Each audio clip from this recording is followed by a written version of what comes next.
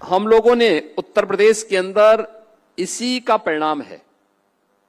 आज जब ये वैज्ञानिक स्थानीय स्तर पर किसानों के साथ बैठते हैं, कृषि विज्ञान केंद्र में डेमोस्ट्रेशन करते हैं, फिर खेत में जाकर के उस डेमोस्ट्रेशन को वहां पे उनके खेत में भी देखते हैं, लगातार विजिट करते हैं, लगातार गोष्ठियां चलती हैं, लगातार कुछ न कुछ कार्यक्रम चल रहे हैं और भारत सरकार के पास लगातार उनका संवाद एक बना हुआ है।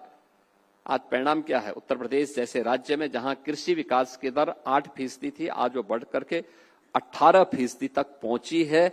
ये परिणाम बताते हैं कि हम इससे भी बेहतर परिणाम दे सकते हैं। और अब बीजेपी ने जयंत चौधरी को पश्चिम यूपी के मैदान में उतार दिया है। जयंत चौधरी जाट समुदाय से आते हैं। जयंत ने रैली मेरठ के सिवाल खास में की। सिवाल खास से आरएलडी के गुलाम मोहम्मद ही विधायक हैं। और अब जयंत जाट प्लस मुसलमान का ये फॉर्मूला एनडीए के लिए पूरे पश्चिम यूपी में तैयार कर रहे हैं। कार्यक्रम का एक मूल उद्देश्य है, हमने जो नाम रखा है वो एकता। और एकता के क्या मोल है, क्या भाव है, लोकदल का कार्यकर्ता भली भांति जानता। चौधरी चरण सिंह जी कहते थे कि किसानों में बंटवारे नहीं होने चाहिए, किसानों की कोई जाति नहीं है। वो चाहते थे किसान, कामगार, किसान, मजदूर, गांव का भूमिहीन भी, उस समय क्योंकि खेती हरी थे वो मजदूर, उन सबको साथ मिलके लेके राजनीतिक मुख्यधारा में उनको लाने की जो उनकी कयाबात थी, उसी का नाम लोकदल। पश्चिम यूपी की प्रयोगशाला में जयंत जिस फॉर्मूले की टेस्टिंग कर रहे हैं, ये फॉर्मूला कितना असरदार साबित होगा ये तो 2027 तय करेगा। लेकिन इस फॉर्मूले की ताकत क्या है, आप वो समझ लीजिए। पश्चिम उत्तर प्रदेश में मुस्लिम मतदाता लगभग 26% से अधिक है। 21 सीटों पर 30% से ज्यादा। यहां मुस्लिम वोट जीत हार तय करता है। पश्चिम यूपी में करीब 17% जाट हैं। 120 विधानसभा सीटों पर जाट वोटरों का दबदबा है। 45 से 50 सीटों पर तो जाट ही सियासी ठाठ का मालिक है।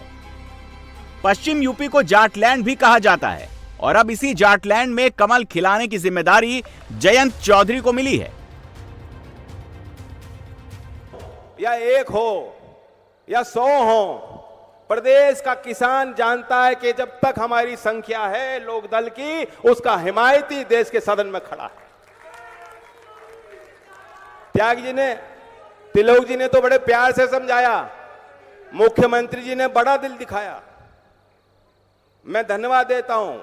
वरना कोई ऐसी पार्टी नहीं है जो दूसरे दल को श्रेय दे दे। ऐसा कोई मुख्यमंत्री नहीं होता जो दूसरे पार्टी का सहयोगी दल का नाम नहीं लेते लोग। उन्होंने सदन में लिया और उन्होंने प्राइवेटली मुझे भी कहा कि जब लोकदल का विधायक मिलता था तो मुझे गन्ने की बात पे ही चिपटता था। भाव का क्या होगा, भाव कैसे मिलेगा, पेमेंट क्या होगा। तो हमारे तो कोई भी जो प्रतिनिधि होता है वो जाके यही कोशिश उनकी होती है कि किसानों को लाभ पहुंचे। 2022 के चुनाव में वेस्ट यूपी के 54% जाट ने बीजेपी को वोट दिया था। वहीं 33% जाट ने सपा गठबंधन के पक्ष में वोट किया। वहीं वेस्ट यूपी के 79% मुसलमानों ने सपा गठबंधन को वोट डाला, जबकि बीजेपी को वेस्ट यूपी के मुस्लिमों का 8% वोट मिला था। 2022 के चुनाव में जयंत चौधरी सपा के साथ थे, लेकिन इस बार वो बीजेपी के साथ हैं। पश्चिम में पेपर में अखिलेश यादव सियासी तौर पर कमजोर भी हैं और अकेले भी हैं। पश्चिम में न तो अखिलेश के पास कोई ऐसा मुस्लिम चेहरा है जो पूरे मुसलमानों को एकजुट कर सके और न ही कोई ऐसा गुर्जर या फिर दलित नेता जो वोटरों को एकजुट करके सपा की साइकिल पर ला सके। पश्चिम यूपी में सपा के पास बड़े नेता और बड़े चेहरे का वैक्यूम क्रिएट हो गया है और इसी वैक्यूम को भरने की कोशिश में अखिलेश लगे हुए हैं। ये हमारी नकल करके कॉन्फ्रेंस कर रहे हैं। हम लोगों ने एआई पे की तो एआई पे कर दी इन्होंने। हम लोग किसानों पे कर रहे थे तो किसानों पे कर दी। आप ये बताइए किसानों को किया क्या आपने? आय दोगुनी हुई कि नहीं हुई? आय कैसे दोगुनी हुई कि कागज पे ही आय दोगुनी कर दी आपने, बातों में ही आय दोगुनी कर दी। 24 के चुनाव में अखिलेश पीडीए के फॉर्मूले से योगी से आगे निकल गए थे। अब 27 में वो इसी फॉर्मूले को रिपीट कर रहे हैं। अखिलेश पश्चिम के पेपर में सियासी इक्वेशन को फिट करने के लिए नया समीकरण बना रहे हैं। जयंत बीजेपी के साथ हैं तो अखिलेश की नजर गुर्जर वोटों पर है।